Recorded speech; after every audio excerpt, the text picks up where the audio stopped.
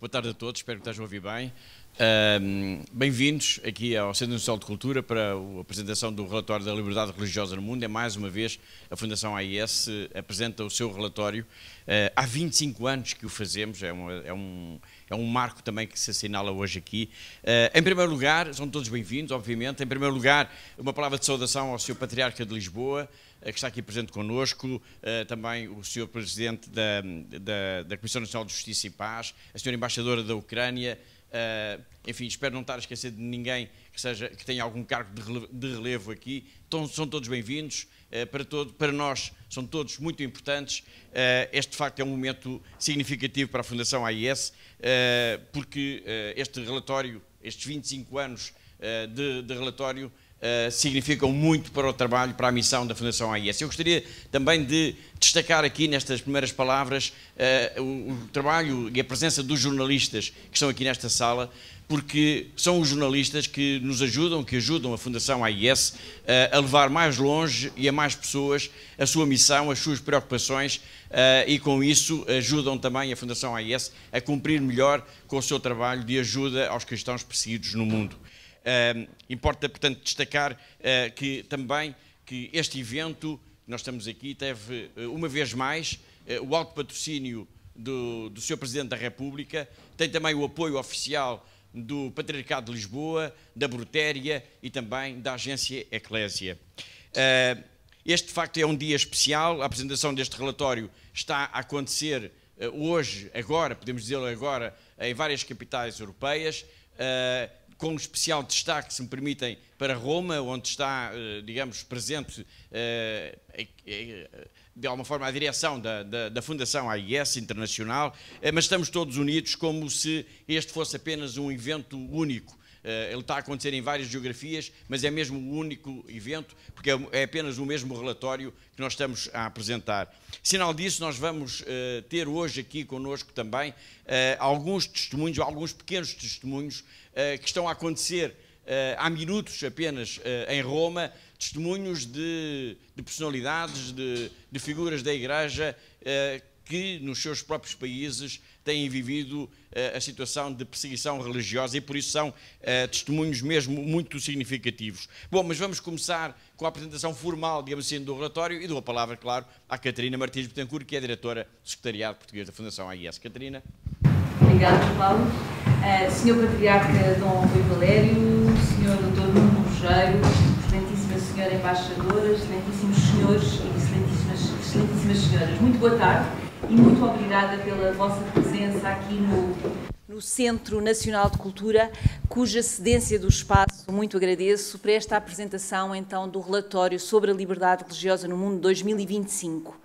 Este é um ano particularmente especial, uma vez que a Fundação AIS celebra os 30 anos de presença em Portugal e, ao mesmo tempo, assinala também os 25 anos de publicação do relatório que denuncia a perseguição e discriminação com base na religião. Este documento é mais do que um relatório, é um alerta para o mundo sobre como este direito fundamental está tão maltratado e em risco em tantos e tantos países. O relatório sobre a liberdade religiosa no mundo da Fundação AIS é o único estudo global sobre a liberdade religiosa produzido por uma organização não governamental. Ele analisa de uma forma abrangente a situação deste direito fundamental em 196 países e não apenas num grupo selecionado de países. Para além deste nosso relatório, apenas o Departamento de Estado dos Estados Unidos da América publica um documento sobre este mesmo tema. Agradeço também ao Dr. Nuno Rogério por ter aceitado o nosso convite para fazer a apresentação pública deste nosso relatório, que é uma ferramenta de informação para todos os interessados na situação do direito individual à liberdade de pensamento, consciência e religião. Ao publicarmos este relatório, temos como objetivo fornecer informações factuais e objetivas sobre a situação global atual da liberdade religiosa no mundo e as perspectivas para este direito nos próximos anos. Mais uma vez, muito obrigada pela vossa presença aqui hoje na apresentação pública deste nosso relatório sobre a liberdade religiosa no mundo 2025. Muito obrigada.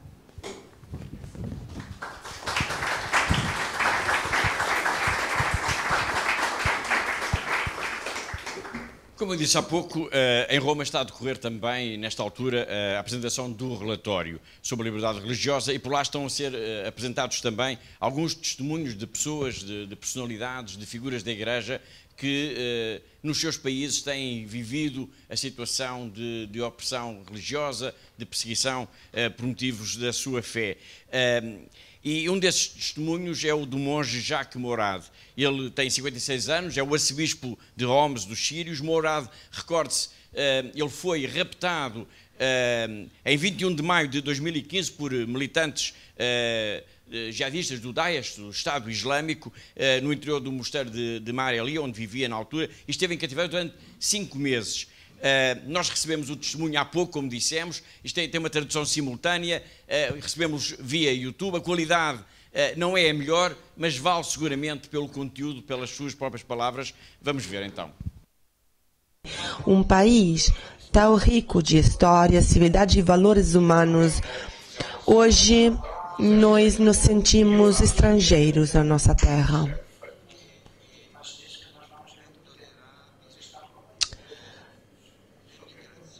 Isso é intolerável.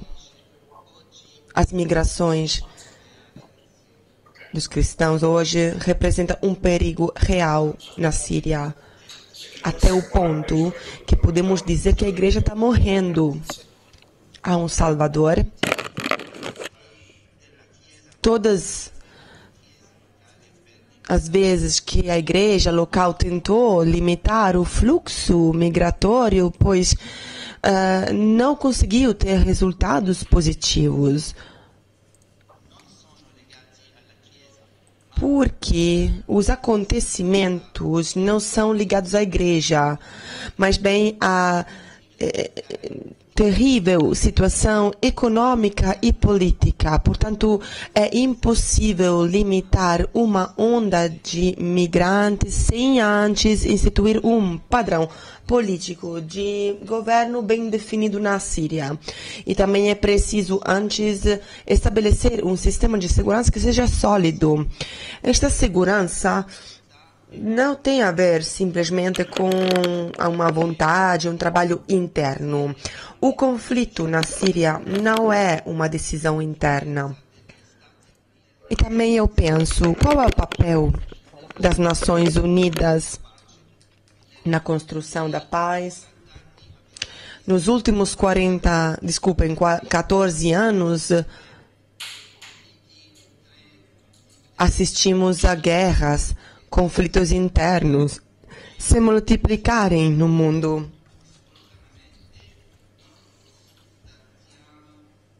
Infelizmente, não conseguimos ver nenhuma ação eficaz por parte dos outros países. Agradecemos a Deus pela existência da Igreja. Isso nos lembra a todos a ética da justiça e a dignidade do ser humano como valores supremos.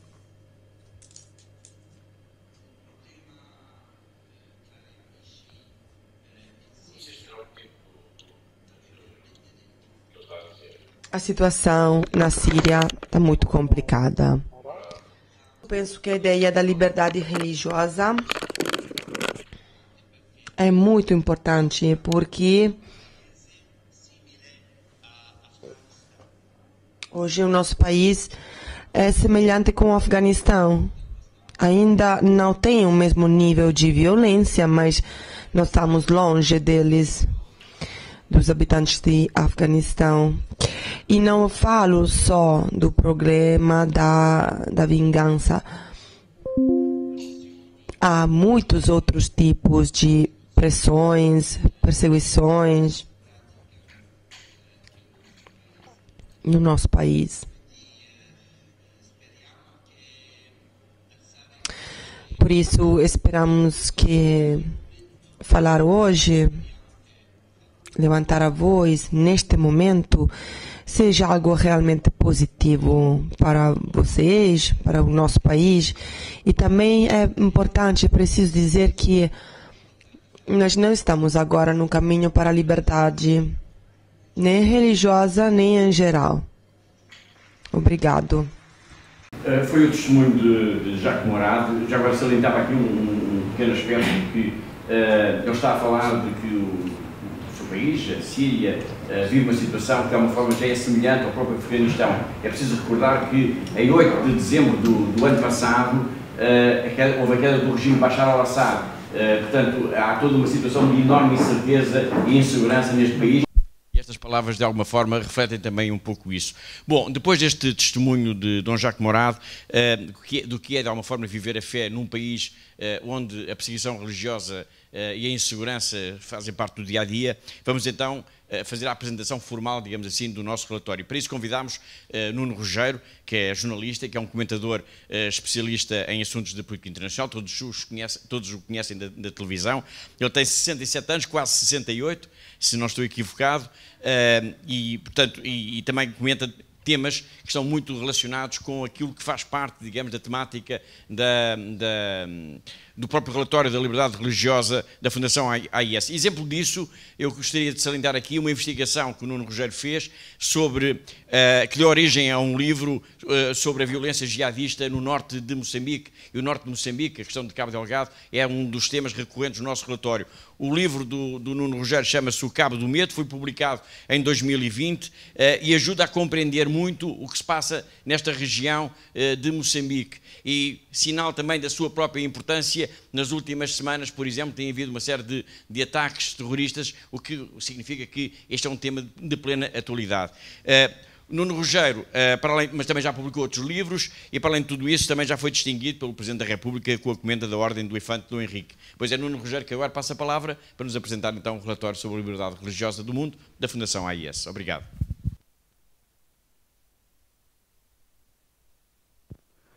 Muito obrigado. Só para informar que eu já não sou jornalista há algumas décadas, mas é um mero pecado venial. Quero saudar o Sr. Patriarca, que eu sempre me refiro como o nosso Patriarca. Quero saudar a todos e gostava de começar com uma reflexão. Quando eu ouço falar na Fundação, eu sempre digo Fundação AIS, não AIS. O AIS do grito de socorro. A Fundação podia ter tido como tradução do nome original ajuda à Igreja que necessita, ou ajuda à Igreja que precisa, mas foi à Igreja que sofre e deu a palavra AIS. E o AIS, em português, é realmente um pedido de socorro.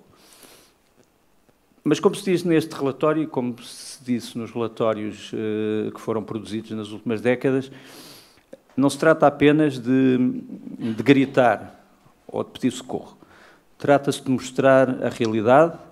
A realidade não é uma realidade que tenha a ver com a ciência das religiões, é uma realidade que tem a ver mais com a ciência política e com a geopolítica e com o estudo das sociedades, mas, no fundo, o problema aqui é um problema que é, sobretudo, um problema de direitos fundamentais.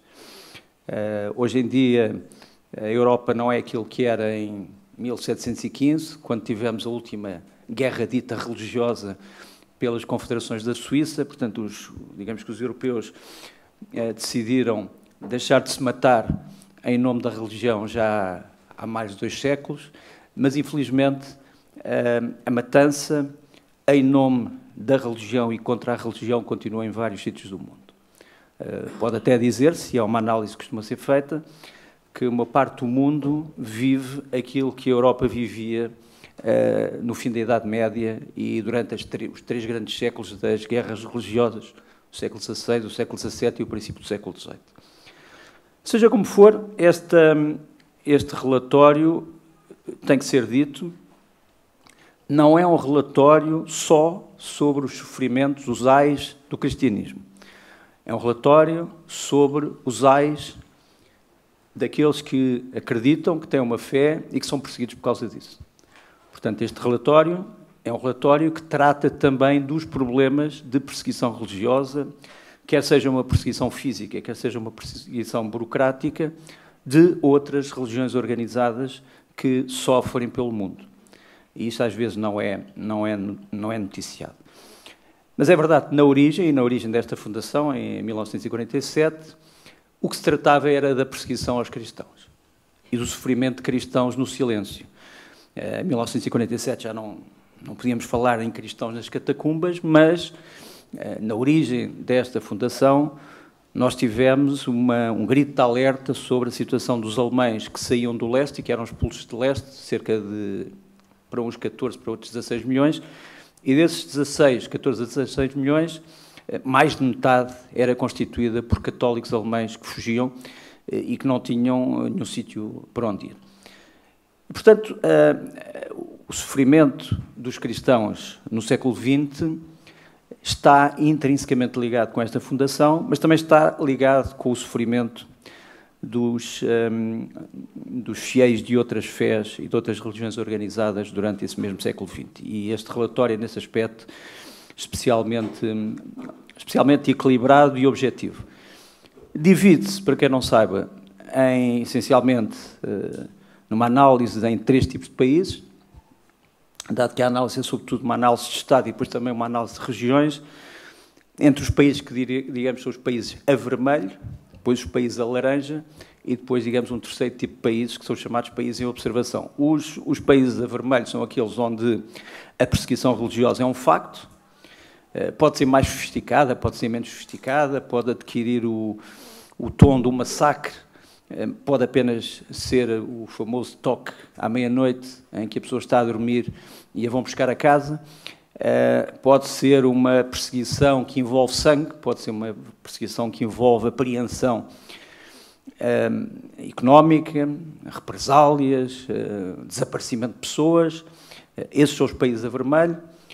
Depois os países a laranja, que a Fundação trata como países onde, através da burocracia, através de determinado tipo de mecanismos jurídicos do Estado ou de micro-estados, federações, regiões, autarquias, etc., são colocados entraves à liberdade religiosa. Esses são os países a laranja.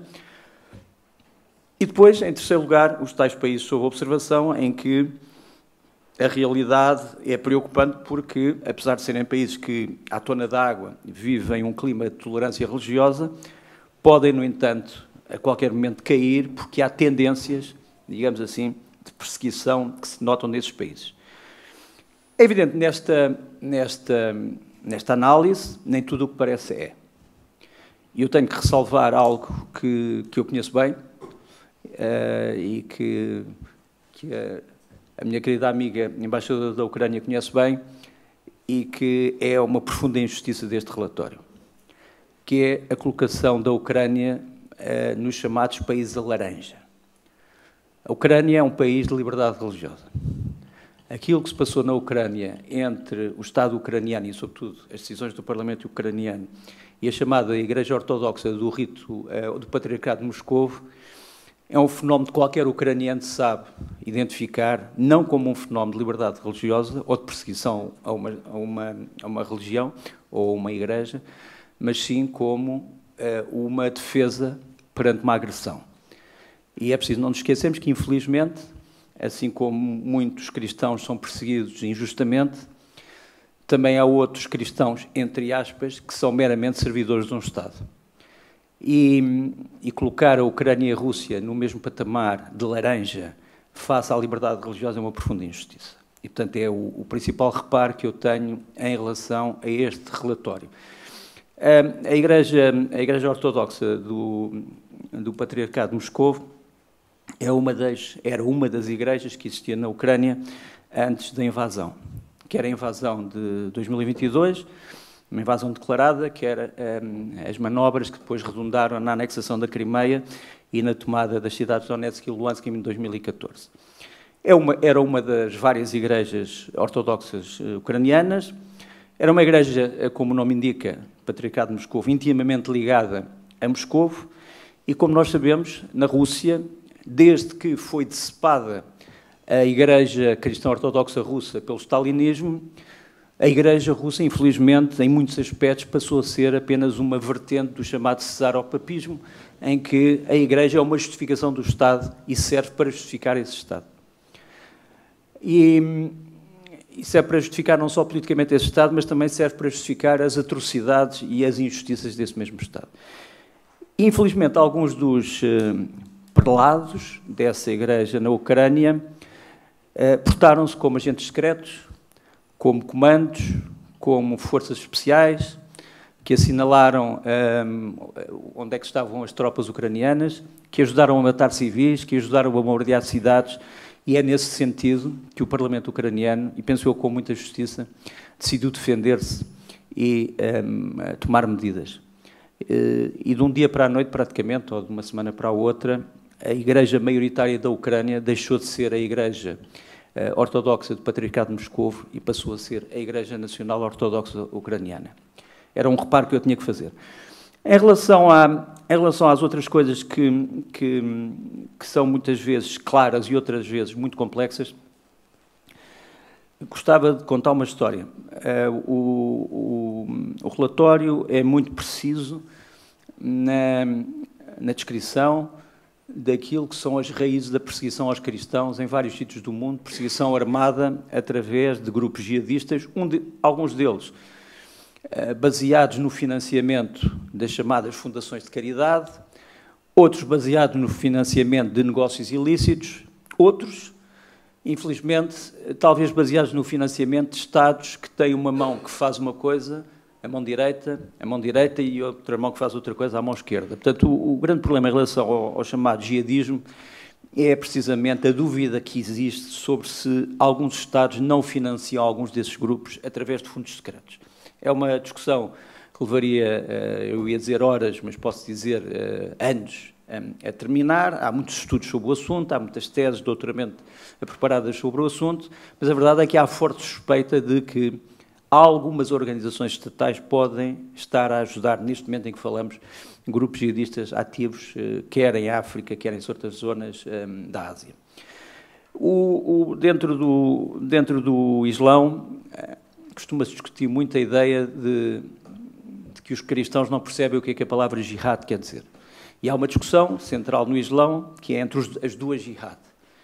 A jihad espiritual, aquilo que alguns chamam a grande jihad, que seria uma doutrina de melhoramento pessoal, assim como nós todos esperamos ser melhores no dia que vem, ou como dizia o Papa Bento XVI, todos nós, todos os dias sabemos que temos que arrumar o nosso quarto e sabemos que no dia seguinte o temos que fazer outra vez.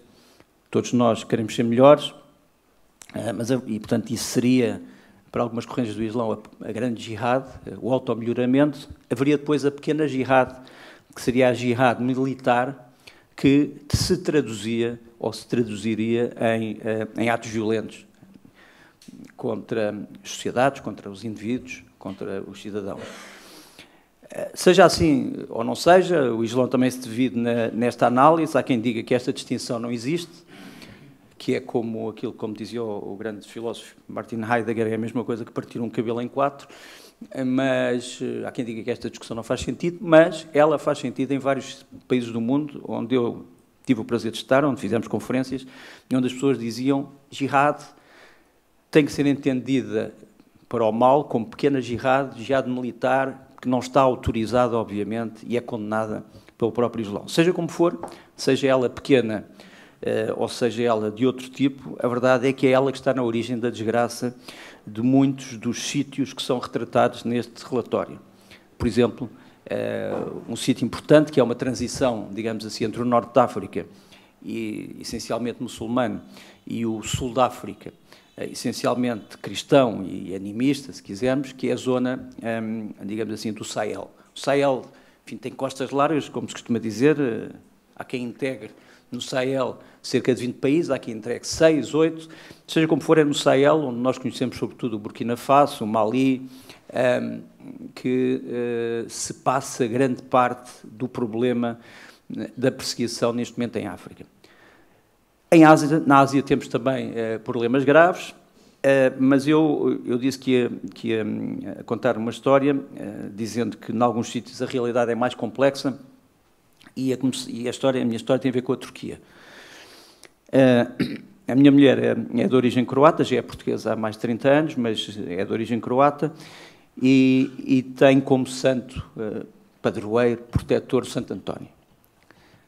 Para ela, o Santo António, ela não sabia que o Santo António era de Lisboa, portanto, para ela, o Santo António é de Pádua, e havia um ritual que ela seguia todos os dias, que era o de ir a uma pequena rua de Zagreb, rezar a uma pequena capela que fica debaixo de uma coluna, de um arco, rezar ao Santo António.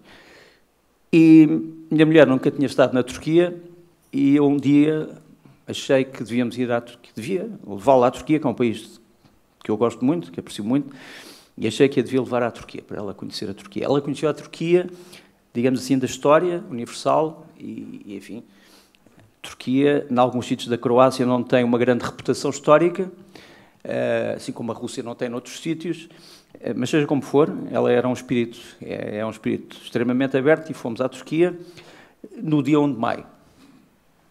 O dia 1 de maio, para quem não sabe, é um dia especial de tumultos em Istambul, entre a polícia de choque, a chamada Polícia de Intervenção Rapa, o SİKAPA, e manifestantes, essencialmente, uns sindicalistas, outros de grupos radicais.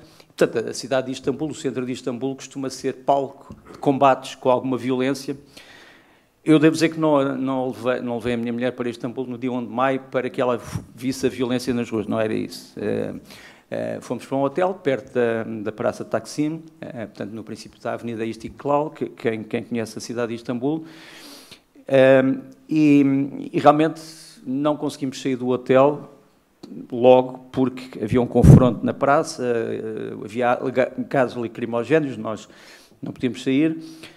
Fomos ao último andar do hotel ver os combates entre a polícia e os manifestantes e passado 1h30 saímos. E a primeira imagem que tivemos da praça foi manifestantes para um lado a almoçar e polícia de choque para o outro lado também a almoçar. Lembro-me exatamente o que é que estavam a comer. Um pão com sardinhas assadas e, portanto, a polícia tinha deixado a sua tarefa de ordem pública e os manifestantes tinham deixado a sua tarefa de desordem pública. E eu perguntei à minha mulher onde é que ela queria ir. Queria ir à Mesquita Azul, etc. E a minha mulher disse logo, não, eu quero ir à igreja de Santo António de Pádua, que por acaso fica no princípio da Istiklal.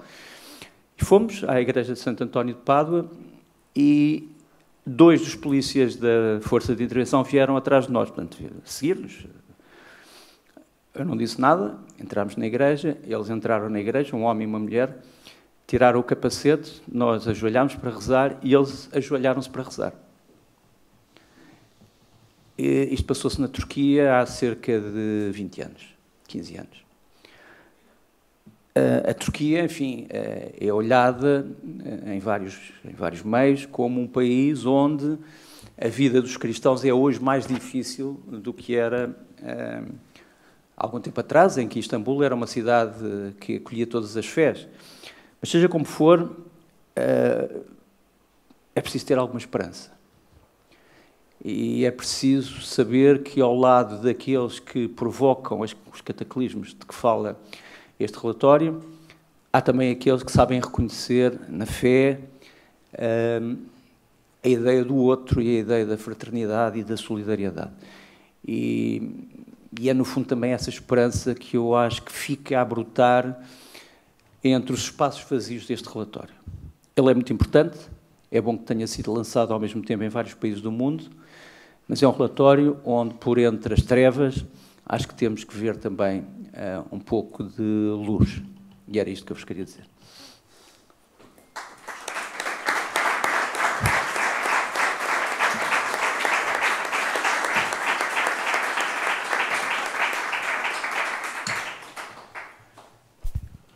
Obrigado, Nuno Rogério. Obrigado, Nuno Rogério, por esta análise global e pelas histórias que nos contou deste relatório, que despontam deste relatório. Nós vamos, daqui a pouco, retomar o contacto com Roma. Temos mais um testemunho que aconteceu há minutos também. Daí também um pouco esta forma um pouco rudimentar, se me permite a expressão, da apresentação do testemunho. ou apresentávamos ou não apresentávamos, optámos por apresentar, apesar destas circunstâncias. Mas antes disso, quero dar novamente a palavra à Catarina, porque ela tem, digamos assim, um anúncio importante a fazer, que decorre também da apresentação do relatório e que, digamos assim, é um anúncio da Fundação AES que está a acontecer em todos os locais onde nós estamos a apresentar o relatório. E é um anúncio que é importante porque ele, de alguma forma, implica-nos a todos diretamente e que tem muito a ver com esta realidade que o relatório revela.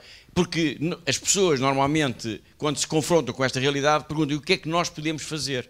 Pois, aquilo que nós podemos fazer é aquilo que agora, uma das coisas que nós podemos fazer, porque há muitas que podemos fazer, é aquilo que agora a Catarina nos vai dizer. Então, como já foi dito, portanto, este lançamento ocorre hoje em várias capitais europeias e é também um ponto de partida para uma petição internacional para mobilizar as pessoas, mas também os governos e as instituições internacionais. Apelamos a que seja dado um cuidado maior para esta questão da liberdade religiosa, de forma que se possa garantir a todas as pessoas o direito de pensamento, o direito à liberdade de pensamento, de consciência e de religião. No dia 10 de dezembro de 1948, há praticamente 77 anos, foi adoptada a Declaração Universal dos Direitos Humanos pelas Nações Unidas. E no artigo 18º nós podemos ler que toda a pessoa tem direito à liberdade de pensamento, de consciência e de religião. Este direito inclui a liberdade de mudar de religião ou de convicção e a liberdade de manifestar a sua religião ou convicção individualmente ou em comunidade, em público ou em privado, pelo ensino, pela prática, pelo culto e pelos ritos. Porém, em muitos lugares do mundo, continuamos a observar violações graves deste direito fundamental. De acordo com o nosso relatório da liberdade religiosa do mundo, cerca de 5,4 mil milhões de pessoas, ou seja, cerca de 2/3 da população mundial, vive atualmente em 62 países onde há perseguição, onde há opressão e discriminação, onde que se tem intensificado, quer por parte de atores estatais, quer por parte de atores não estatais. Não podemos, por isso, continuar a ignorar esta grave crise de direitos humanos e, por isso, em nome da dignidade humana, apelamos a todos os países que implementem plenamente o artigo 18º. A liberdade religiosa é um direito, não é um privilégio e, por isso, convido a todos a assinarem esta petição que está a ser lançada hoje a nível mundial. Obrigada.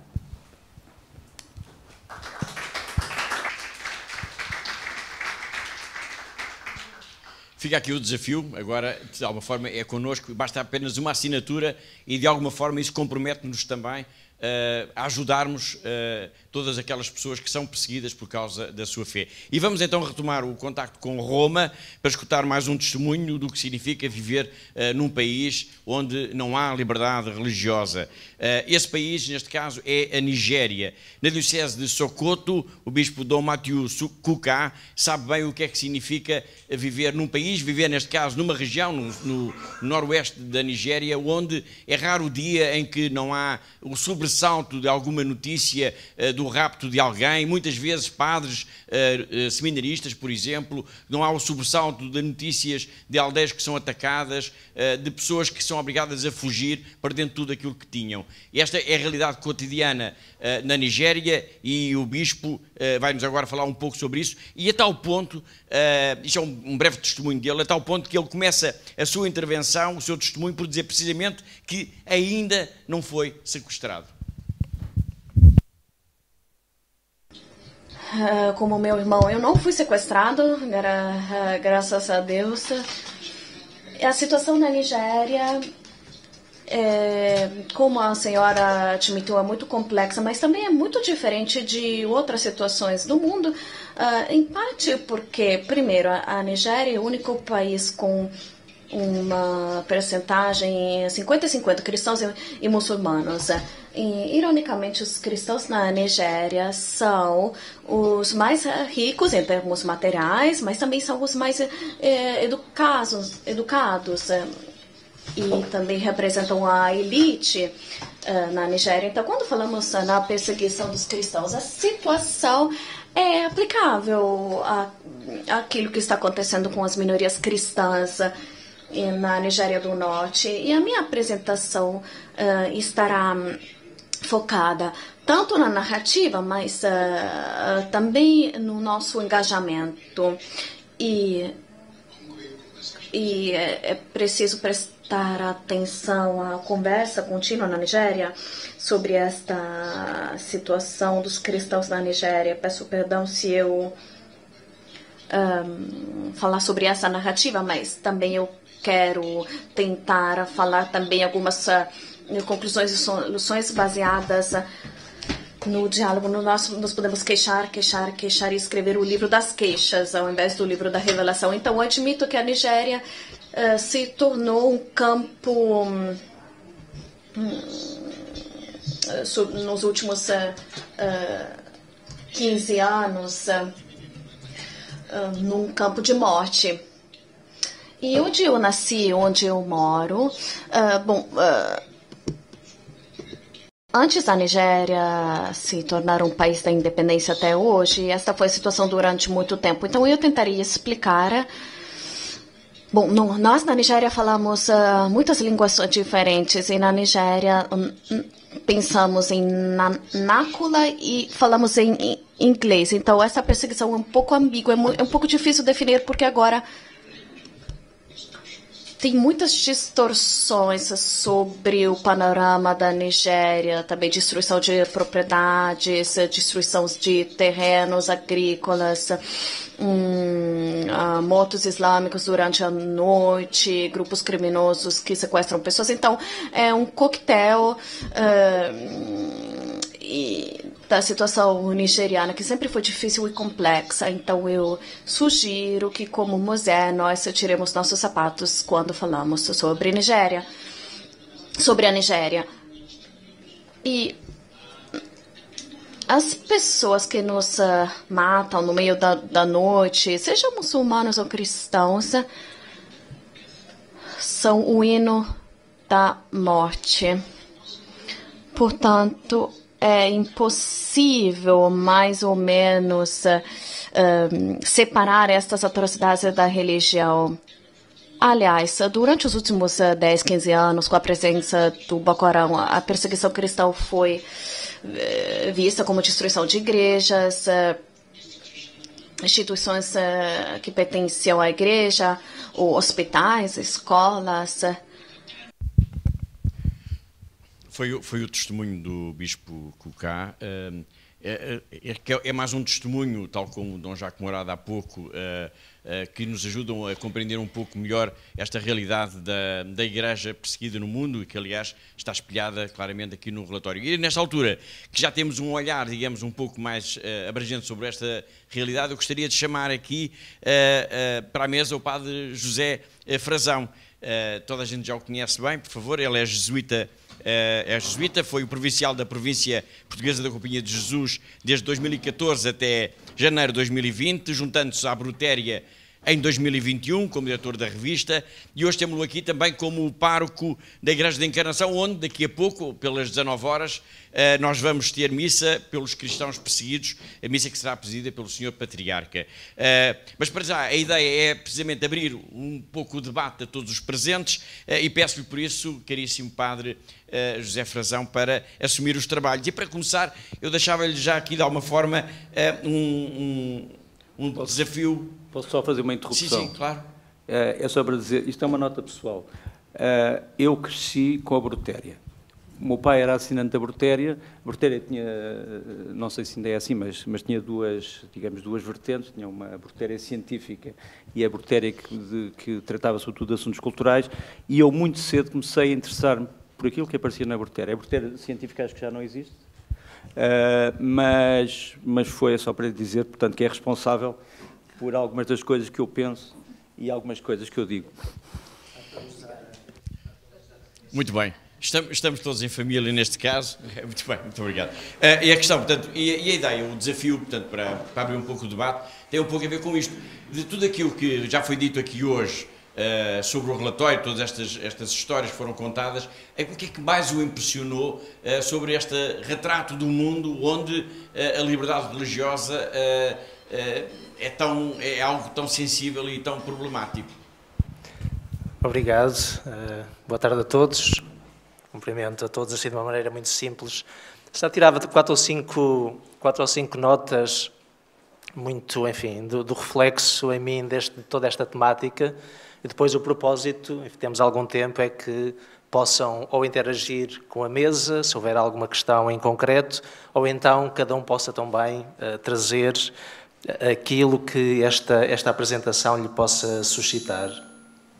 A primeira nota é que deste relatório, enfim, que segue um conjunto, já uma prática da apresentação de relatórios em cada ano, parece-me que ajuda-nos, antes de mais, a prestar atenção, não sei se aqui este ruído, acho que é prestar atenção à realidade, a conhecermos os números, os factos, a inteirar-nos das coisas, a não ficarmos indiferentes. Lembro-me logo que o Papa Francisco, quando visitou Lampedusa, logo no início do pontificado, interrogava, lançava no fundo a questão o que é que aconteceu para termos deixado de chorar. Na altura era toda a problemática do cruzamento do Mediterrâneo, da África, do Norte da África para a Europa, e portanto tantas pessoas que perdiam a vida e continuam a perder. E por isso acho que um relatório como este ajuda sobretudo a tomar consciência das coisas e se calhar a sairmos da nossa bolha.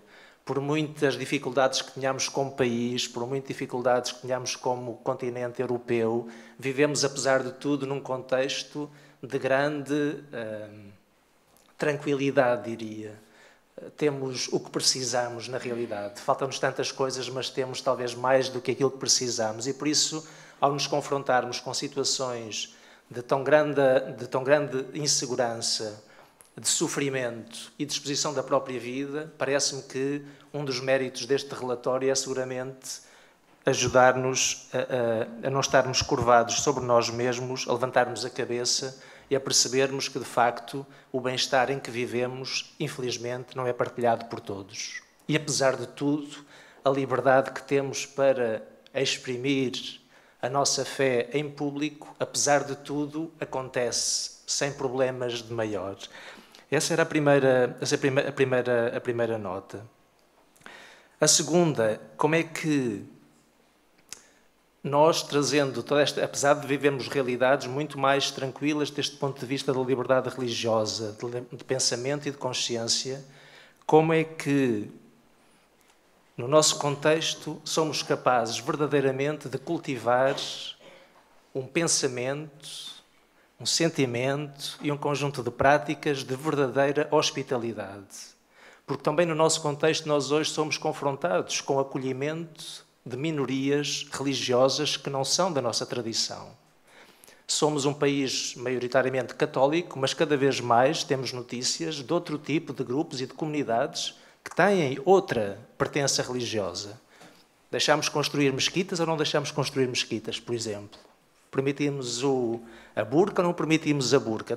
Exemplos que estão, digamos assim, no dia-a-dia das nossas notícias, mas de alguma maneira nós, ao olharmos para a realidade de tantos cristãos noutros contextos que são perseguidos ou de outras minorias religiosas, pelo menos para mim, tem como efeito, digamos assim, bumerangue, como é que a nossa comunidade política e a nossa comunidade religiosa é capaz verdadeiramente de cultivar a hospitalidade do diferente, também do diferente religioso, do diferente cultural e do diferente religioso. Por isso parece-me que uma leitura honesta de um relatório como este não pode não ter como efeito uma interrogação acerca da nossa efetiva disponibilidade para acolher, e mais do que para acolher, para integrar e ajudar a integrar minorias culturais ou minorias religiosas que possam viver entre nós.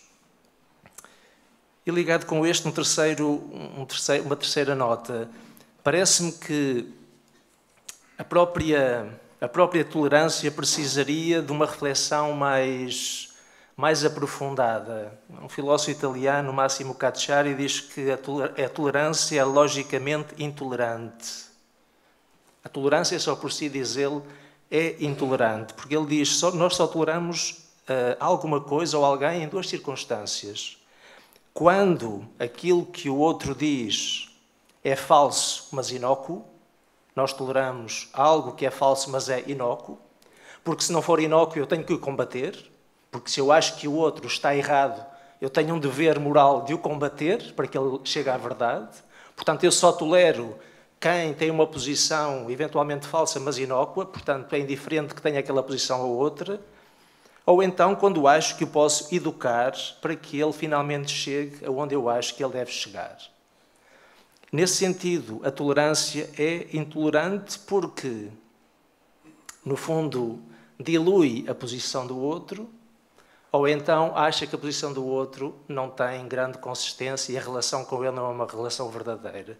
Porquê é que trago isto? Porque parece-me que verdadeiramente a questão da liberdade religiosa, da liberdade de consciência e de pensamento põe-nos verdadeiramente num estado de coisas onde aceitamos que a relação é a lei e onde estamos profundamente convencidos que a verdade não está unicamente da minha parte.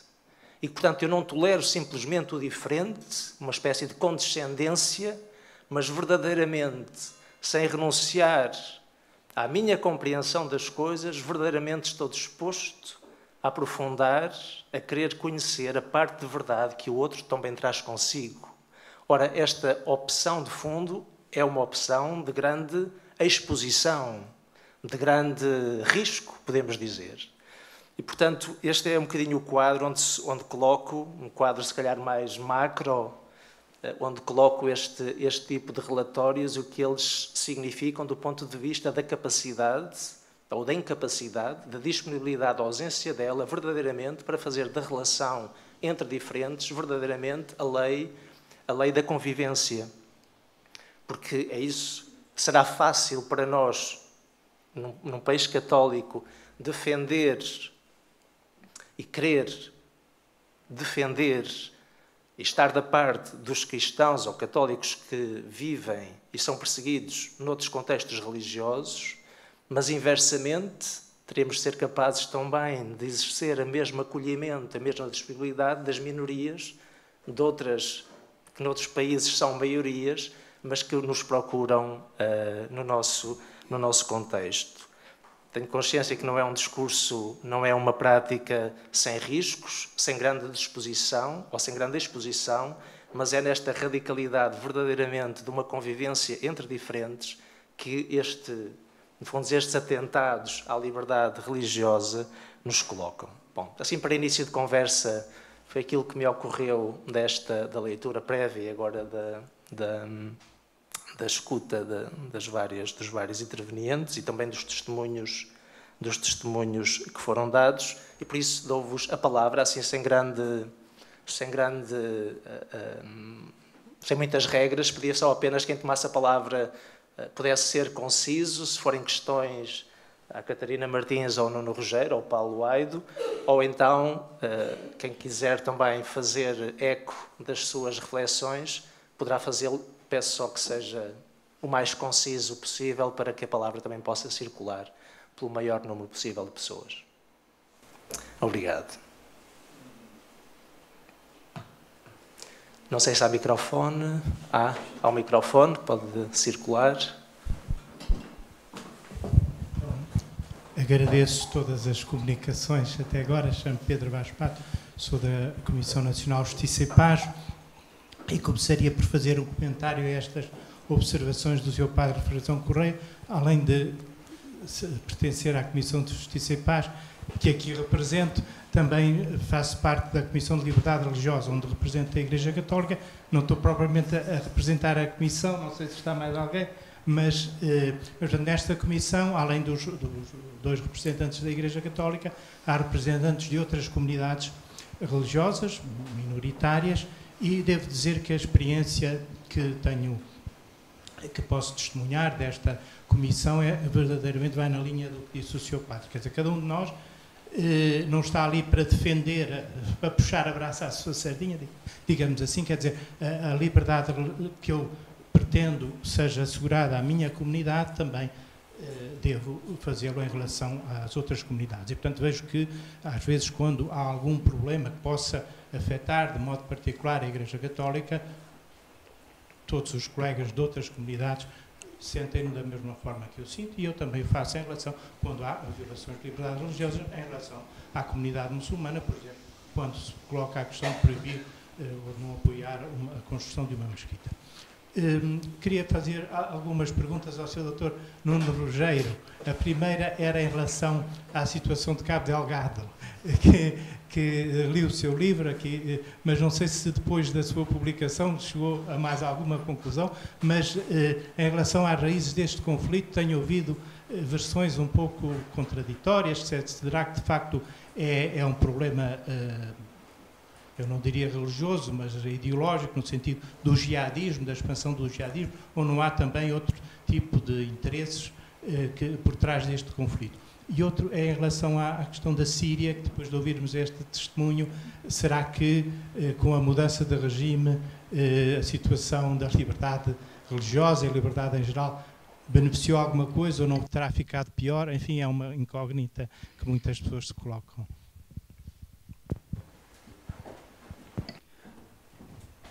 Começando por Cabo Delgado.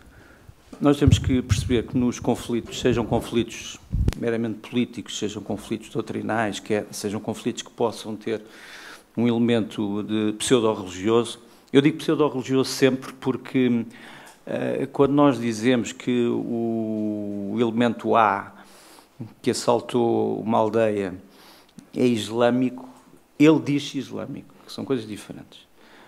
Por isso é que eu sempre que falei do Estado Islâmico, do Daesh, ou ISIS, sempre disse o dito Estado dito Islâmico. Para já porque não era um Estado, do ponto de vista do que sabemos do direito constitucional, nem era reconhecido por ninguém, por nenhuma entidade, e depois porque a maior parte dos países islâmicos denunciavam o Daesh. Portanto, ele não podia ser islâmico do ponto de vista do Islão tradicional. Portanto, eu sempre dizia DEDI, o dito Estado dito Islâmico. Tinha sugerido um outro nome, mas não o pude usar porque seria escandaloso, que era grupos alegadamente islâmicos, mas se eu quisesse usar isto apenas como uma, digamos assim, como o seu acrónimo, seria algo escandaloso. Mas seja como for, grupos alegadamente islâmicos ou dito Estado dito Islâmico. E realmente o problema do Islão aparece como um pretexto para este grupo. O problema é saber o que é este grupo. O que é o que os moçambicanos chamam de Shabab, e que, através do meu livro, eu vim a descobrir que era algo muito mais grave do que um mero movimento de jovens perdidos. Esse é o primeiro problema, saber o que era o movimento. Agora, em todos os conflitos que eu referi, para além desse elemento de saber quem é o grupo, em que é que ele acredita, há circunstâncias, e as circunstâncias são conhecidas. As circunstâncias são conhecidas. Primeiro, extrema pobreza, Cabo Delgado. Segundo, desigualdade na exploração dos recursos, que é visível, sobretudo, pelo facto de se estar a desenvolver em Cabo Delgado um dos maiores projetos de gás natural da África, do leste da África, ou do Oriente da África, com vários multinacionais. A Total, a francesa, é uma das mais conhecidas, mas em que as populações locais não sentem que, através de ajudas do Estado, que através de contribuições, que através de alívio fiscal possam ter algum acesso dos proveitos que vão vir para Moçambique desta exploração. Portanto, há aqui também um problema de desigualdade de exploração de recursos. Depois há um outro problema que não pode ser iludido, que é o de que o Estado moçambicano, infelizmente, na zona de Cabo Delgado, em muitos aspectos não cumpriu as mínimas obrigações de um Estado, de uma sociedade decente, quer por ter abandonado algumas das funções do Estado que são essenciais, quer por ter tratado alguns problemas de ordem pública de uma forma desproporcional, ultra-repressiva, quer ainda pelo facto de ter criado tanto descontentamento que este grupo, já vamos ver o que é este grupo, conseguiu encontrar, obviamente, um exército de reserva, aquilo que os marxistas chamavam o proletariado, o exército do proletariado da reserva, ou também às vezes tratado como o exército da canalha, o lumpen, e foi possível a este grupo encontrar muitas pessoas que estavam pura e simplesmente abandonadas, desqualificadas e que não tinham grande saída para a sua vida. Agora, o que era o grupo em si? Eu explico no livro. Às vezes na análise das situações políticas também temos que, às vezes podemos ser bafejados pela sorte, não só pela inspiração, mas também pela sorte, ou aquilo que o Maquiavel chamava a fortuna. Eu conhecia, pessoalmente, um dos tradutores oficiais do Kremlin, russo. E, a certa altura, o presidente de Moçambique foi a Moscovo pedir ajuda ao Kremlin, pedir ajuda ao Sr. Vladimir Putin. E a conversa entre o presidente de Moçambique e o presidente Vladimir Putin foi traduzida pelo meu amigo. Sorte minha, fortuna minha. Porque o objeto da conversa era precisamente saber que grupo era este. E o presidente Putin perguntou várias vezes ao presidente Nyusi se era um pequeno grupo de desordeiros ou se era alguma coisa mais grave, e o presidente Nyusi, não, é um grupo de desordeiros, de jovens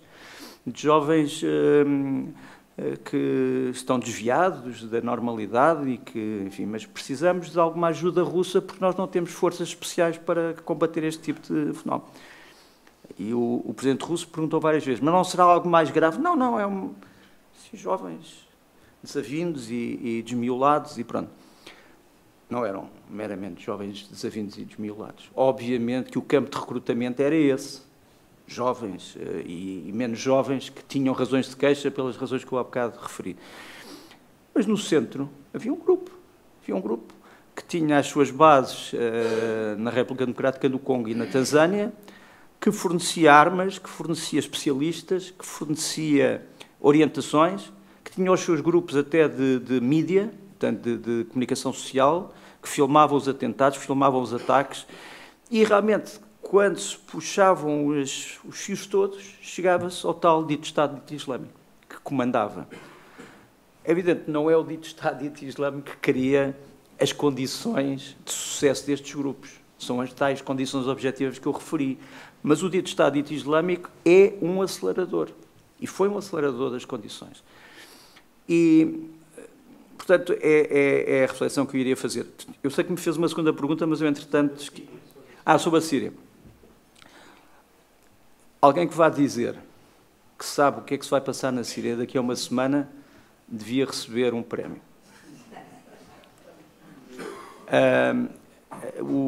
Quem tem seguido a carreira do atual presidente da Síria, o Sr. al-Sharaa, pode às vezes ficar surpreendido. Este homem é um homem que cresceu num grupo que era o chamado grupo da Aliança Al-Nusra. A Aliança Al-Nusra era uma aliança que se tinha formado contra o regime do Sr. Bashar al-Assad, que hoje é pintado um bocadinho como um regime civilizado, que se calhar até com algum esforço poderia ter feito parte da União Europeia, mas o regime do Sr. Assad não era um regime recomendável. Tratava bem os católicos, porque os católicos dos sítios que eram bem tratados não se revoltavam contra o regime. Portanto, nós chamemos as palavras pelos nomes. A tolerância religiosa de alguns regimes autoritários também se dava em função da obediência ou não civil daqueles que eram tolerados. Isso nunca pode ser escondido.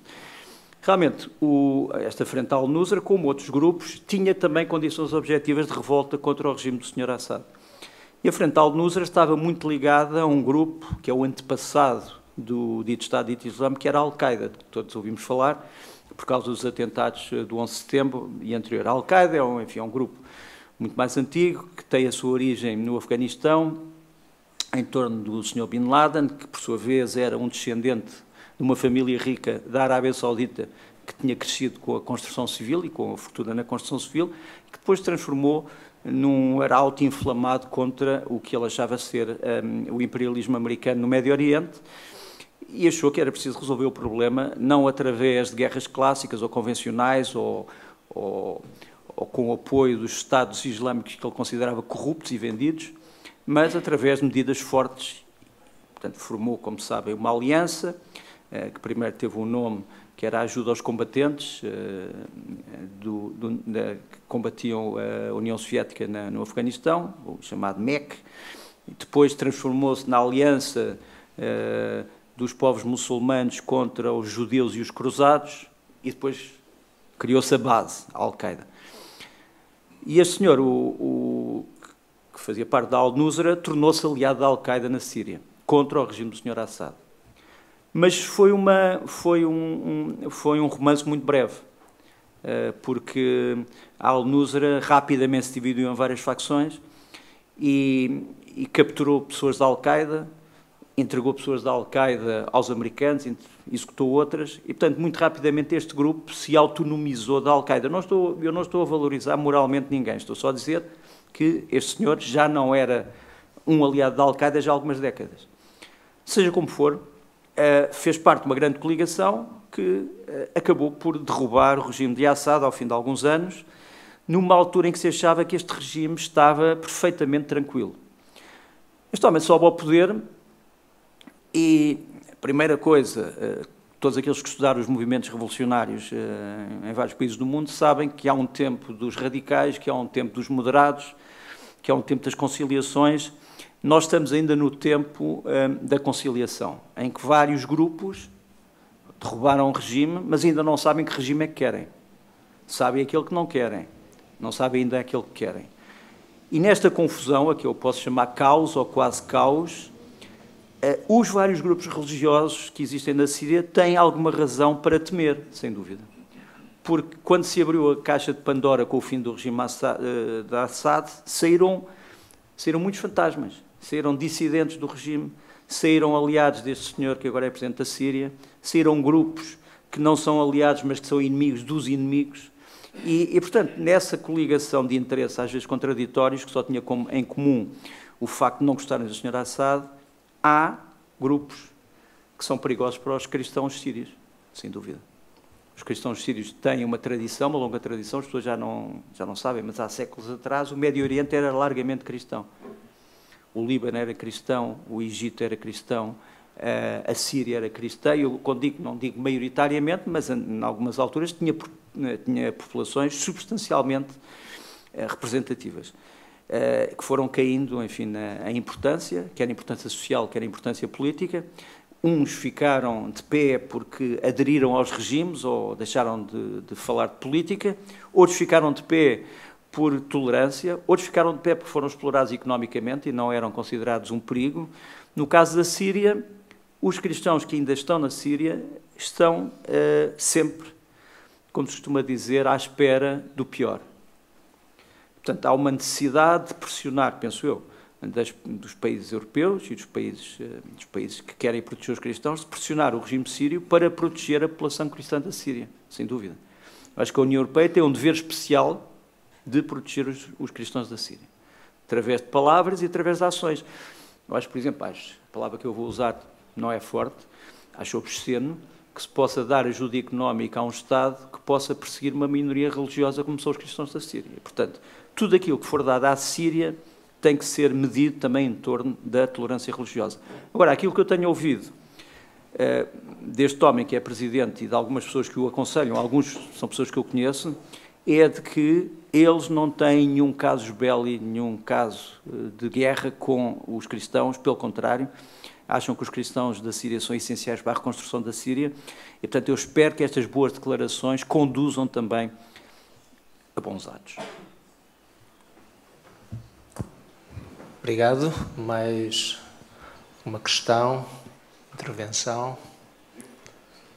Padre Peter.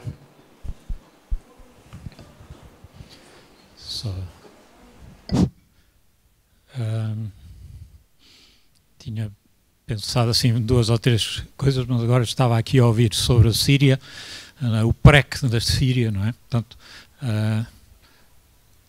nós aqui em Portugal temos uma situação privilegiada. O Pedro Vaz Pato já referiu a Comissão da Liberdade Religiosa, Temos também um outro grupo que é de iniciativa governamental, que é o Grupo de Trabalho para o Diálogo Interreligioso, que funciona no âmbito da AIMA e que envolve 13 comunidades. E isso permite-me, porque eu represento aí, a pedido do Sr. Patriarca, represento a Igreja do Patriarcado, permite-nos ter uma percepção mais fina sobre o tipo de migração que nós estamos a ter. E a migração muitas vezes é classificada nos média, até porque há um certo conflito político à volta disso, como sendo muçulmanos a invadir o país. Ora, é importante saber que a comunidade islâmica de Lisboa está cá há 60 anos, que a base dessa comunidade islâmica da Mesquita Central tem pelo menos 6 ou 7 gerações de radicação na cultura portuguesa, porque vieram de Moçambique. Portanto, estamos a falar não de um movimento islâmico que vem de fora, mas temos comunidades cá dentro. E depois, esta migração é também de refugiados. Aqui na vizinha Igreja de Santa Catarina, todos os domingos reúne-se um grupo que são de evangélicos, anglicanos e católicos que vêm do Bangladesh e, sobretudo, do Paquistão, que se juntam porque têm uma celebração em urdu. Sabemos que nesses países as igrejas cristãs têm alguma dificuldade e é interessante contactar com eles porque essas divisões de evangélicos, anglicanos e católicos, para eles é bastante secundário quando é visto a partir da perspectiva de quem viveu perseguido nas suas terras. Portanto, eles eram perseguidos por serem cristãos, não por serem católicos ou protestantes. Temos também aqui na vizinha Igreja da Encarnação uma missa todos os domingos. O Sr. Patriarca pediu-me para presidir, que é em inglês. Para aí 1/3 dessa comunidade é de católicos que vêm da Índia, do Paquistão, a Coreia, enfim. Mas desses países aí a vermelho são sobretudo desses países. É interessante, portanto, que há comunidades cristãs perseguidas. Nesse grupo de trabalho de diálogo interreligioso estão os Baha'is e deles ouvimos notícia como eles são perseguidos no Irão. Muitas vezes classificados como muçulmanos estão também os Sikhs, que são completamente diferentes, como também há hindus, enfim, o panorama é muito diversificado. E esse panorama diversificado é um desafio que eu acho que eu tenho lutado por isso, mas sem grande eficácia, que acho que o nosso sistema de ensino devia transversalmente abordar esta questão da religião. Hoje em dia, sobretudo em grandes cidades como Lisboa, nós temos professores que têm na sua sala de aula nepaleses, paquistaneses, ciganos, enfim, tudo. E precisavam de ter instrumentos para saber compreender a cultura daqueles que estão diante deles. E aqueles que estão diante deles também deviam aprender a riqueza das várias culturas e tradições e religiões uns dos outros, nas suas aulas de história, nas aulas de literatura, nas célebres aulas de educação cívica, aprender que podem ser companheiros, porque muitas vezes nessa fase, como eu tenho dito, as pessoas estão a formar as suas identidades e podem formar as suas identidades facilmente como sendo identidades formadas contra os outros ou diferente dos outros, mas também podem formar identidades de serem colegas e serem colegas na sua riqueza das suas diferenças. E, portanto, ser capaz de, no sistema educativo, trabalhar essa dimensão, acho que era uma questão importante. Não só ao nível do ensino primário, secundário, etc., mas também ao nível universitário, onde a questão, o fenómeno religioso é muito mal estudado entre nós, praticamente a Universidade Católica e a Universidade Lusófona, e de resto como nos outros países latinos, a dimensão religiosa é marginalizada do ensino superior, porque é considerada nos critérios do positivismo do século XIX como sendo uma coisa que será ultrapassada pela ciência. Mas, infelizmente, nós vemos que não. Felizmente. Queria só dizer duas reflexões. Primeira, porque me esqueci de falar.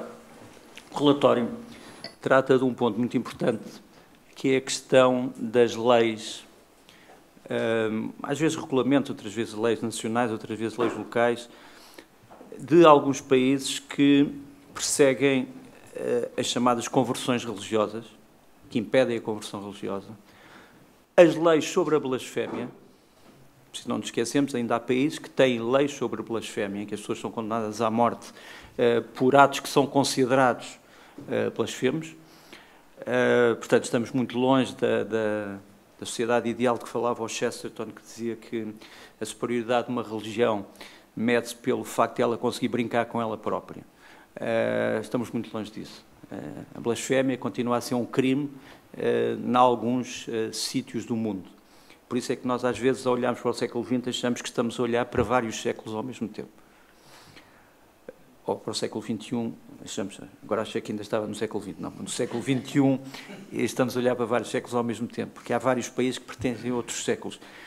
Mas em relação às notas sobre a necessidade de maior entendimento entre religiões, acho que todos nós estamos de acordo. Aliás, estamos um bocadinho aqui, como se costuma dizer, a pregar para os convertidos, mas seja como for, não nos esqueçamos nunca de uma coisa. Quando falamos em tolerância, quando falamos em diálogo, quando falamos em integração, há duas partes. E aquele que tem que compreender as minorias também tem que ser compreendido por elas. Assim como o perdão,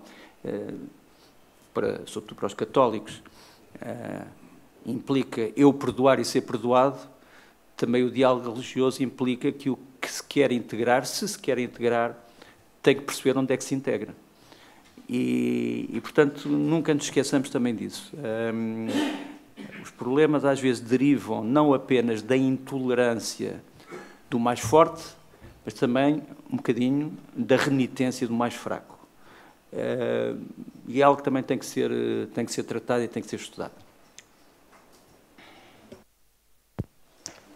Obrigado. Ainda temos alguns minutos.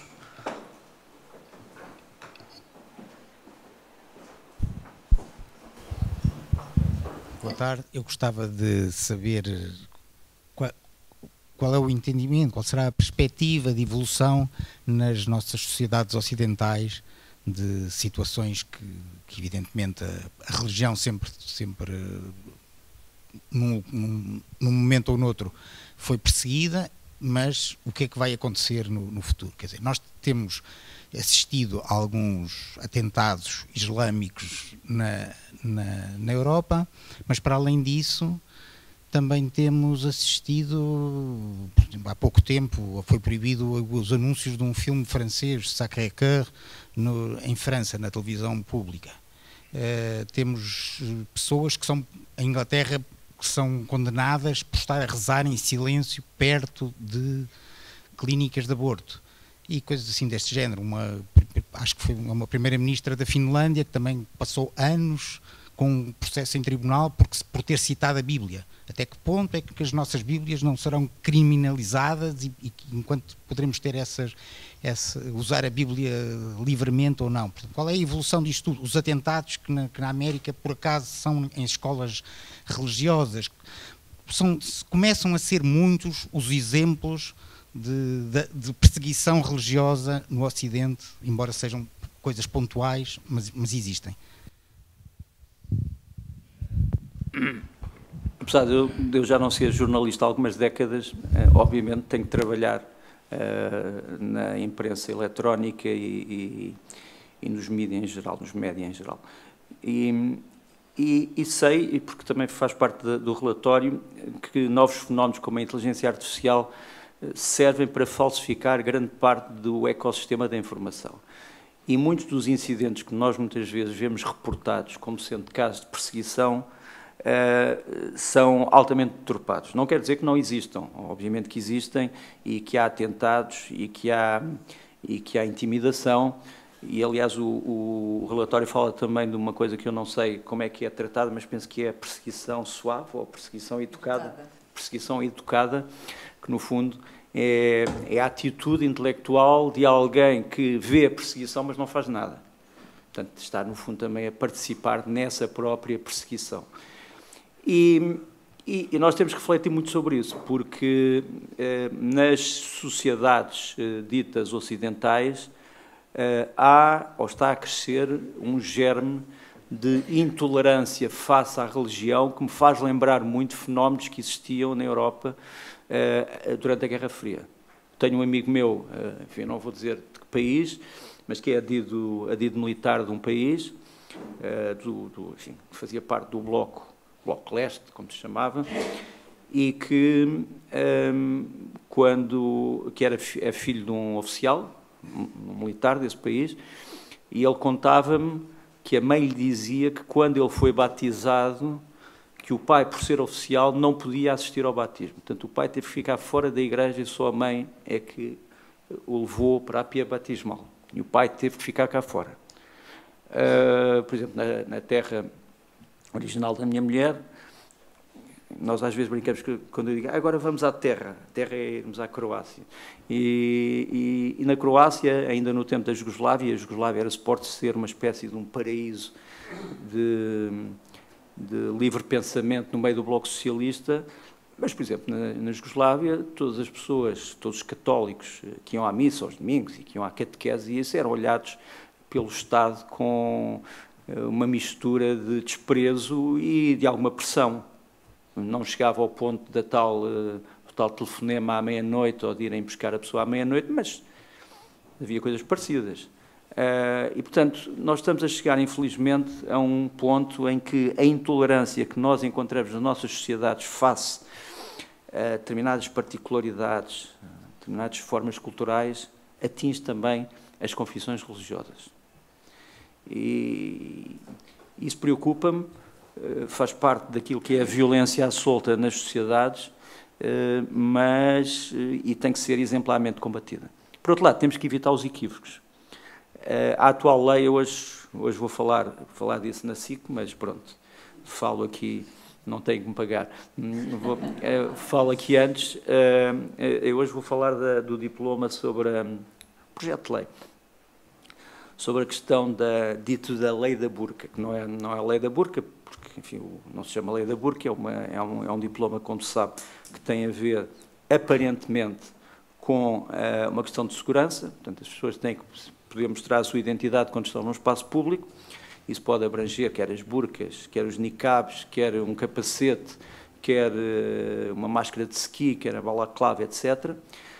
Não se pode confundir o problema da segurança, e se é isso realmente que está em causa, esta lei está mal feita por uma razão fundamental.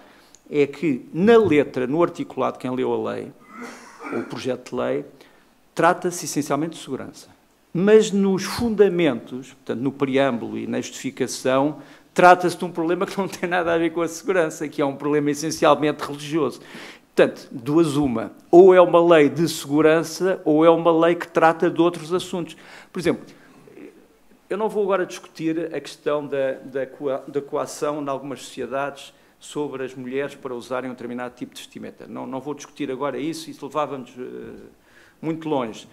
E até, por exemplo, noto uma coisa curiosa, um paradoxo, de pessoas que, por exemplo, se fossem ocidentais e se dissessem que estão a usar um determinado tipo de vestimenta para proteger a sua modéstia e para não incitar ao pecado, se fosse um ocidental a dizer isto, era ridicularizado. Se for uma pessoa de uma determinada confissão, é considerado isto uma curiosidade étnica que deve ser respeitada. Isso também é um bocadinho ridículo, mas faz parte também da simplificação das coisas. Mas, voltando ao princípio, a lei em si ou é uma lei de segurança ou é uma lei sobre outros assuntos, em que se discute o problema da coação ou não sobre as mulheres e o problema islâmico. Portanto, se é uma lei sobre segurança, pura e simplesmente o resto não tem que ser discutido. É um problema de segurança. que tem que ser incluído ao mesmo tempo que a instalação das câmaras de televisão e da necessidade, por exemplo, de verificarmos a segurança bancária ou de mostrarmos que somos nós em qualquer tipo de transação que fazemos eletronicamente. Eu hoje vou falar sobre isso na SIC, dizendo que o Estado português tem a obrigação, não só constitucional, mas penso também moral, de separar as águas. E, portanto, esta lei ou é uma lei de segurança e tem que ser transformada em lei de segurança, ou é uma lei sobre outra coisa. E, portanto, convém que as pessoas se assumam sobre o que verdadeiramente querem.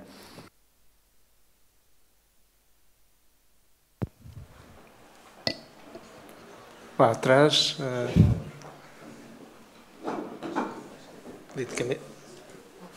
lá ao fundo. Obrigado. Obrigado. Se calhar levanto-me aqui para poder ver-vos melhor. Olá. Até há poucas semanas não conhecia a Fundação AIS e fico muito satisfeito com este relatório, é algo que me toca bastante. Para não repetir alguns temas que já foram mencionados por outros colegas, queria fazer talvez um pouco uma reflexão e uma pergunta sobre o próprio papel da religião na sociedade. Acho que o que vou perguntar se calhar vai um bocadinho mão com a reflexão sobre introduzir o estudo da religião e da cultura no sistema educativo, mas pensar nas próprias religiões e confissões religiosas, como é que elas também podem ser um veículo mais forte para a tolerância e para a inclusão. Considero que, historicamente, infelizmente, a religião em muitas ocasiões foi uma fonte de ignorância, uma fonte de fanatismo, uma fonte de conflito. Os seus crentes, infelizmente, portaram-se mal em relação à sua religião. Isso deixa uma mancha forte na religião, e acho que a nossa sociedade mais materialista onde vivemos é um fruto desse desapaixonar das pessoas em face à religião. E por isso gostaria de perguntar ou de refletir sobre como é que podem as próprias confissões religiosas serem veículos ativos de educação e de partilha de convivências e de confissões. Em Portugal é algo que já acontece de alguma forma. O Padre Peter mencionou o Grupo para o Trabalho Interreligioso sobre a AIMA, existe a Comissão para a Liberdade Religiosa, ou seja, o Estado português é um bocado pioneiro talvez nestas iniciativas, mas deixo aqui a reflexão de como é que as próprias comunidades religiosas e indivíduos crentes podem ser protagonistas ativos nessa inclusão. Uma coisa que eu esqueci de referir. As religiões tradicionais, as religiões reveladas, se quisermos, as religiões do livro, têm uma obrigação de, todos os dias, todos os minutos, denunciar os atos que são feitos em seu nome e que são atos contra a humanidade.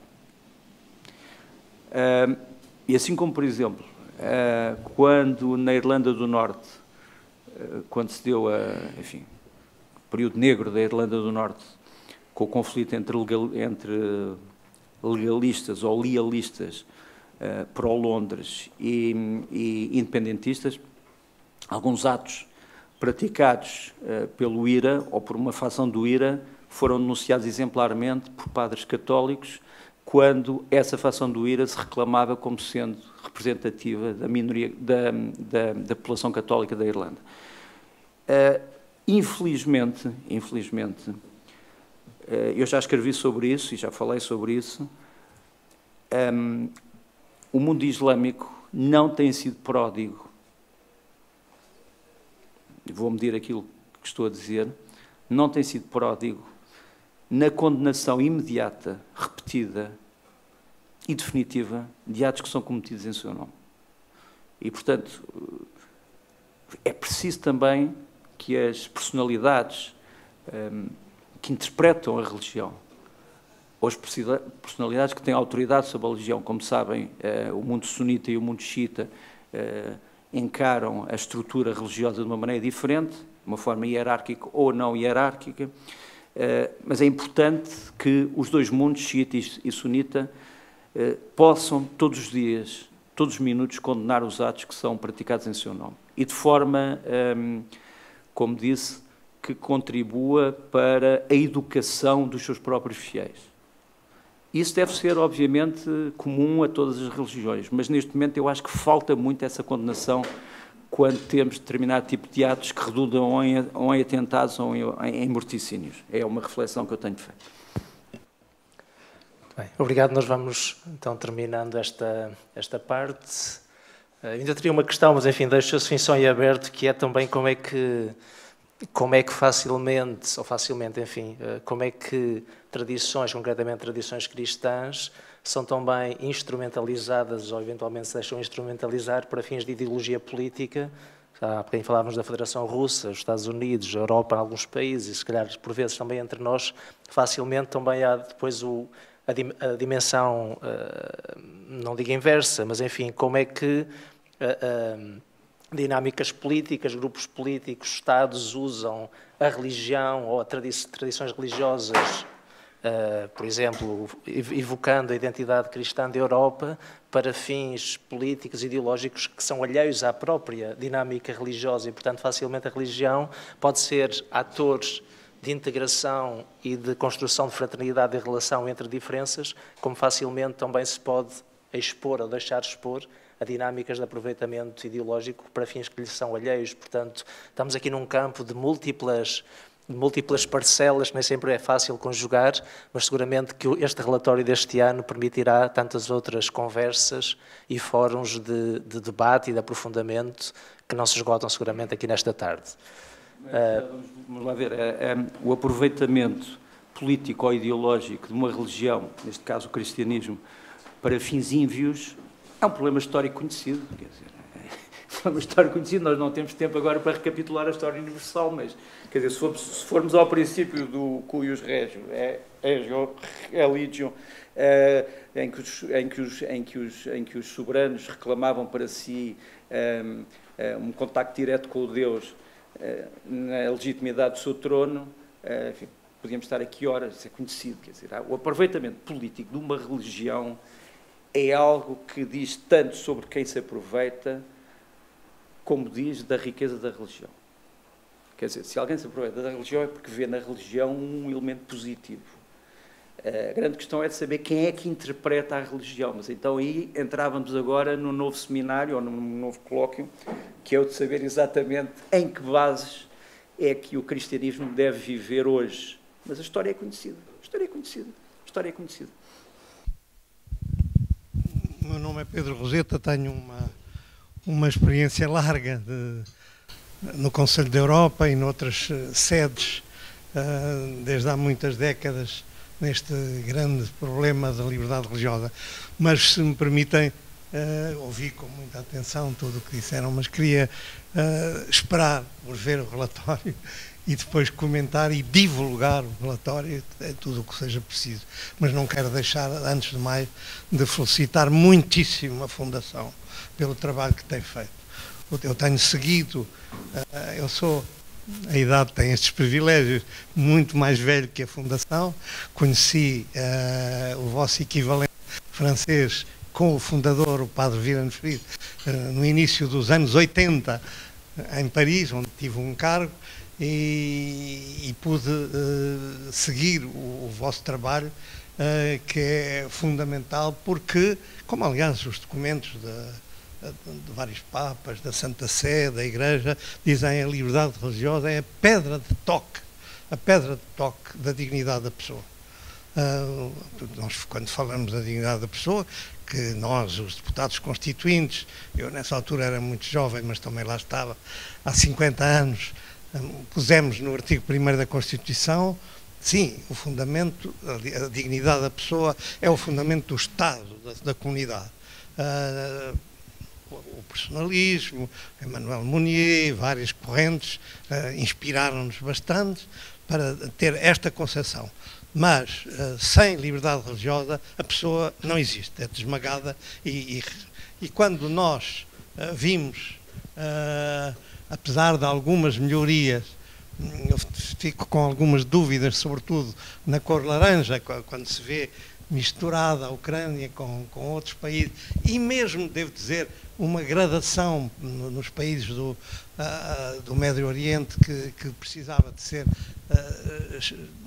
desenvolvida e clarificada, mas aquilo que importa é que o vosso trabalho é fundamental e que nós temos que arranjar forma de as pessoas em Portugal e lá fora perceberem que cá ou noutros países e ter esta ideia que também é clara. Olha, estou a lembrar-me de uma encíclica que para nós está um bocado esquecida, a Popularum Progressio, que nós ouvimos, não é? Em que se diz lá claramente que quer o desenvolvimento, quer o crescimento de cada pessoa humana é meu.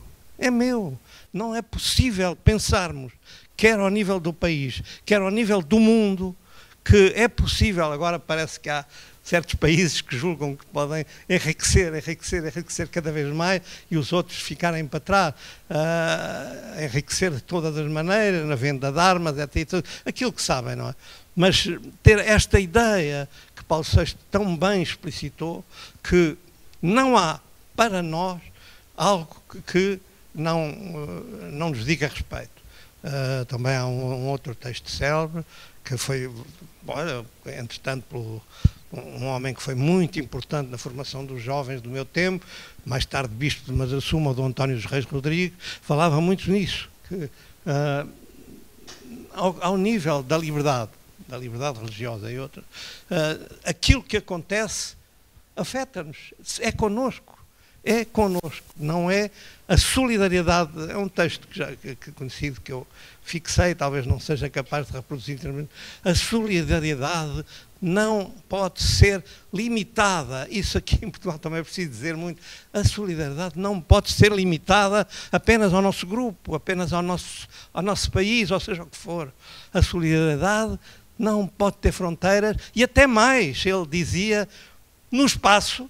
Portanto, a solidariedade tem que ser para além das fronteiras. A liberdade religiosa tem que ser afirmada em todo o mundo. Temos que combater por ela em todo o mundo. Não podemos dizer, aquele país tem tradições. Não. A liberdade religiosa afeta-nos também a nós. E também, como se dizia, no espaço e no tempo.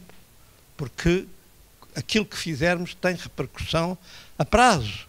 Portanto, a solidariedade, então, fala-se agora muito, finalmente, um pouco dessa solidariedade entre gerações no tempo, a propósito da destruição do planeta, que vamos deixar às gerações. Bom, realmente é verdade, mas a solidariedade no tempo então, não é só nas questões ambientais, é nas questões ambientais, mas é nas questões da dignidade da pessoa e da necessidade de trabalhar pelos outros, para essa ecologia integral de que falava o Papa Francisco.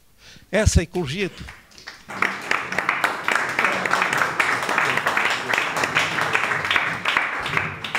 Muito obrigado. Não poderíamos terminar melhor do que com esta síntese do Dr. Pedro Roseta. Muito obrigado. Nós preparámos temos um pequeno vídeo, são 5 minutos, mais coisa menos coisa, sobre o relatório em si. Acho que também é uma outra síntese que ajuda a levar para casa melhor na nossa memória aquilo que foi dito aqui. Vamos ver esse vídeo e depois no final vou pedir ao nosso patriarca para dar-nos umas últimas palavras e depois terminamos então esta sessão. No final todas as pessoas que estão aqui nesta sala vão receber um pequeno saco do Centro Nacional de Cultura. Deixo também já aqui mais uma palavra de agradecimento pela forma espantosa como somos recebidos sempre nesta casa, sentimos-nos mesmo em casa aqui e portanto vão lá levar o relatório para levar para casa, depois para também poder analisar e estudar melhor, porque ele merece de facto essa vossa apreciação também. Vamos ver então o vídeo. Enquanto assiste a este vídeo, quase 2 em cada 3 pessoas no mundo vivem em países onde praticar a sua fé pode custar-lhes tudo.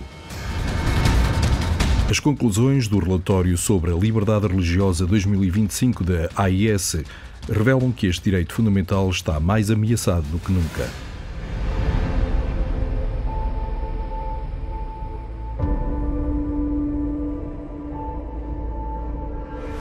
Imagine que 2/3 da população mundial, que hoje vive em 62 países ao redor do globo, estão expostos a discriminação religiosa ou perseguição. Isso representa quase 5,4 mil milhões de pessoas, mães, pais e filhos, cuja liberdade, segurança e até mesmo vida estão em risco.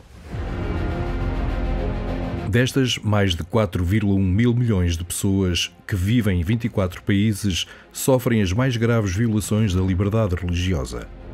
Classificados como perseguição, estes casos incluem agressão, rapto, prisão e até morte.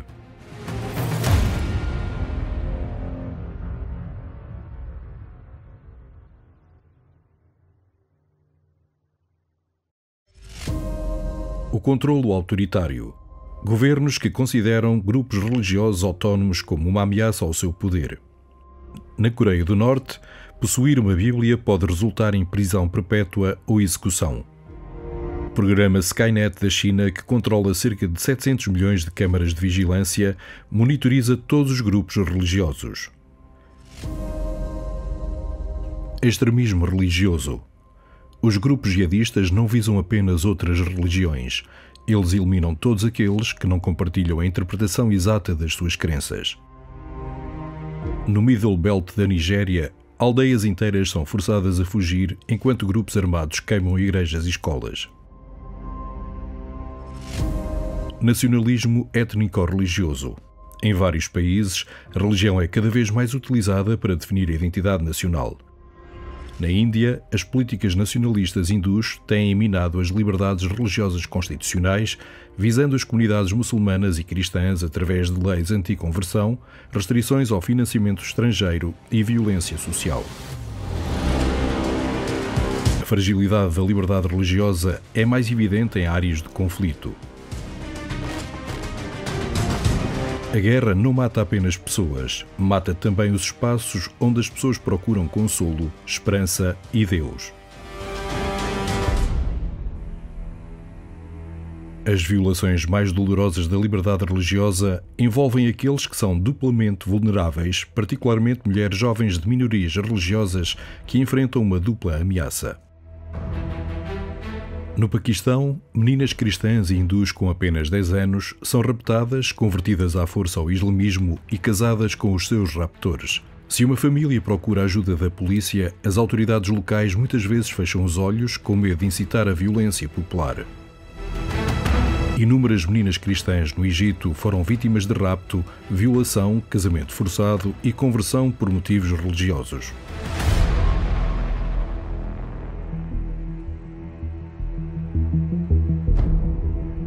A era digital criou novos campos de batalha para a fé. Governos autoritários usam a inteligência artificial para monitorizar conteúdo religioso online. Cada oração compartilhada, cada pergunta espiritual feita, cada discussão religiosa torna-se uma evidência potencial para perseguição. Só no Paquistão, mais de 400 mil queixas visam pessoas pelo que publicam sobre a fé. Além da perseguição direta, mais de 1,3 mil milhões de pessoas em 38 países sofrem discriminação frequente e não documentada. São nações onde podemos não ser mortos por causa da nossa fé, mas ser-nos-á negado o acesso a empregos, seremos impedidos de construir locais de culto ou proibidos de compartilhar as nossas crenças com os nossos próprios filhos.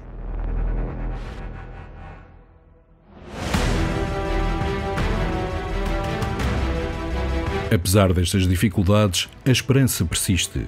Mesmo nos lugares mais sombrios, pessoas com fé acendem uma vela. No Burkina Faso, onde ataques jihadistas aterrorizam comunidades diariamente, grupos religiosos organizam jogos de futebol pela paz, recusando a deixar que o extremismo os divida. Em Cabo Delgado, Moçambique, devastado pela guerra, as igrejas tornaram-se a salvação para famílias deslocadas de todas as tradições religiosas, proporcionando não apenas conforto espiritual, mas também alimento, abrigo e segurança. A liberdade religiosa não pode ser defendida apenas pelas comunidades religiosas. Ela precisa de todos nós, governos, instituições, educadores, pessoas como nós. Devemos erguer as nossas vozes, exigir proteção e lembrar-nos que se a liberdade religiosa for negada a um, mais cedo ou mais tarde ela será negada a todos. A hora de agir é agora, porque a liberdade religiosa é um direito humano, não um privilégio. Vamos ver então esta síntese do nosso relatório. Vou pedir então ao Sr. Patriarca de Lisboa, por favor, para umas palavras finais, por favor.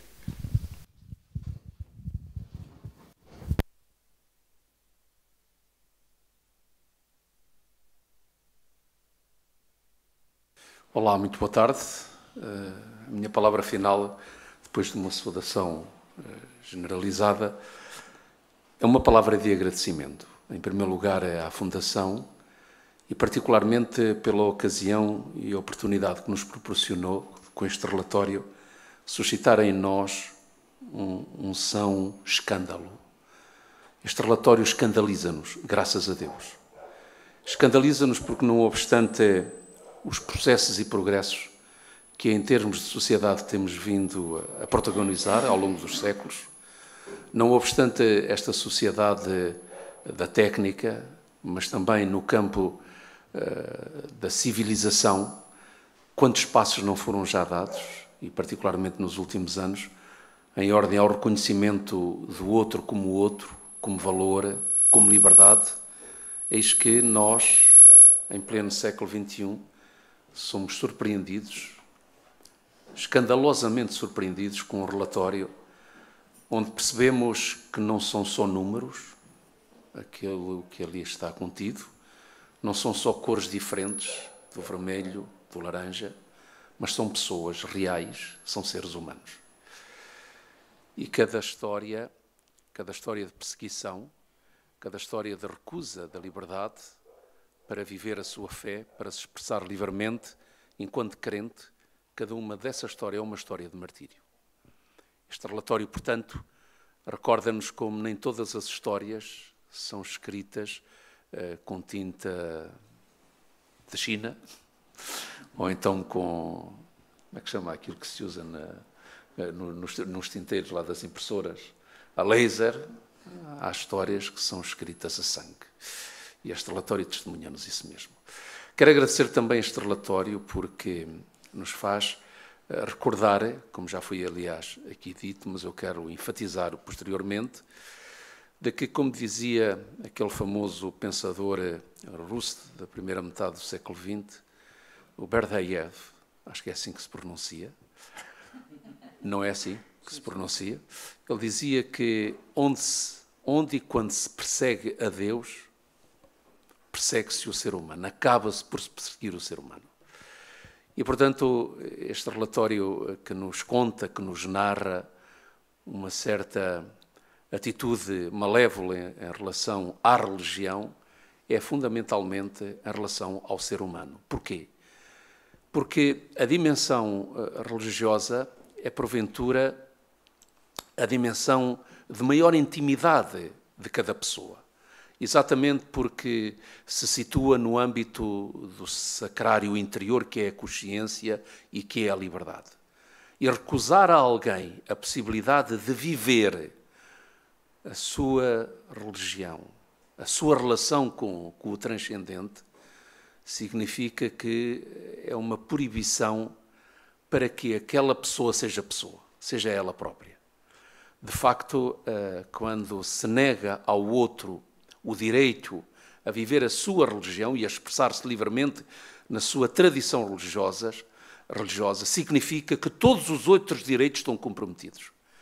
O direito político, o direito à liberdade de expressão, o direito à habitação, o direito à saúde.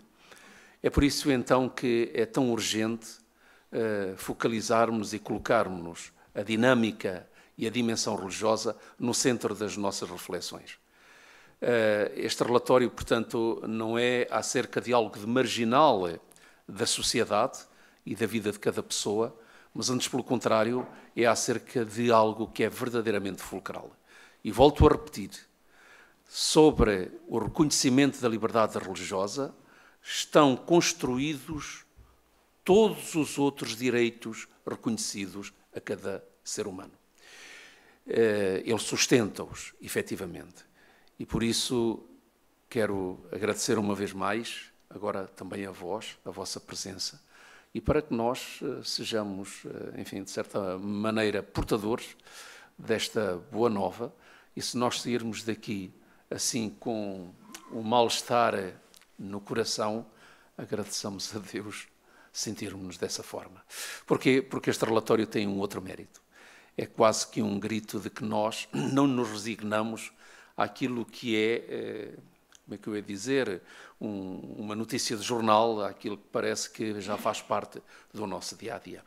Para terminar e concluir, como cristão e como católico, faço presente que, desde Jesus Cristo, que em nome do próprio nome de Deus, em nome de uma vivência, de uma determinada forma de comungar com Deus e com os outros, ele próprio foi crucificado.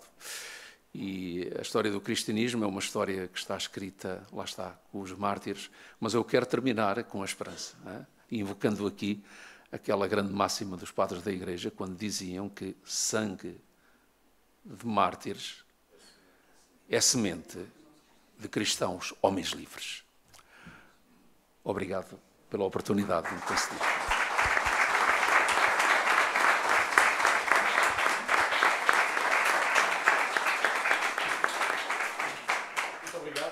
Sr. Patriarca, e concluímos então assim a nossa sessão. Muito obrigado a todos pela vossa presença. Muito obrigado uma vez mais aos jornalistas que estão aqui presentes e que ajudam a nós, Fundação AIS, a levar esta mensagem a mais e mais pessoas. É muito importante isso. É importante o compromisso de todos nesta questão. Não se esqueçam que a liberdade religiosa é um direito e não é um privilégio, e que todos nós podemos ter uma voz ativa na defesa de todos aqueles que são oprimidos por causa da sua fé, e uma das formas de o fazer é assinando a petição da Fundação AIS.